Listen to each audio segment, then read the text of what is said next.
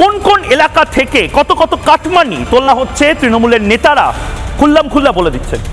ফিরহাদ হাকিমের জুরিসডিকশনের মধ্যে নিকো পার্ক নয়, তাই তো? বিধাননগরের জুরিসডিকশনের মধ্যে।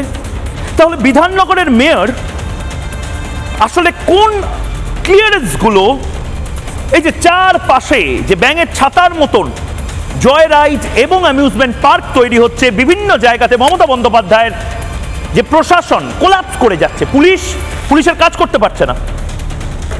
রাত বিরেতে নাগরিকেরা, আমাদের সহনাগরিকেরা তারা বেরোচ্ছে, বাইকে করে যাচ্ছে, তাদের উপর আক্রমণ নামিয়ে আনা হচ্ছে। মহিলারা কলেজে গেলে তাদের ধর্ষণ করা হচ্ছে। স্কুল থেকে বেরোনোর সময় বাচ্চা মেয়ে সে ধর্ষিতা হচ্ছে।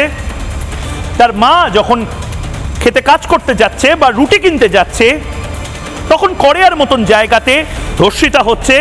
এবং ভাবতে পারছেন 11 বছর বাদেও, মানে কলকাতা শহরের কথা বলছি, 11 বছর বাদেও এই কলকাতা শহরের একটি ধর্ষণ হয়েছে যে গাড়িতে, সেই গাড়িটি এখন অবধি সিজ করা যায়নি। এ হচ্ছে কলকাতা শহরে আমি আপনি কথা বলছি। কলকাতার বুদ্ধিজীবী যারা আছে তারা হয়তো এই কলকাতা শহরে কি ভালো অ্যাডমিনিস্ট্রেশন মমতা বন্দ্যোপাধ্যায় চালাচ্ছেন তার জন্য দিস্তে দিস্তে লিখবেন।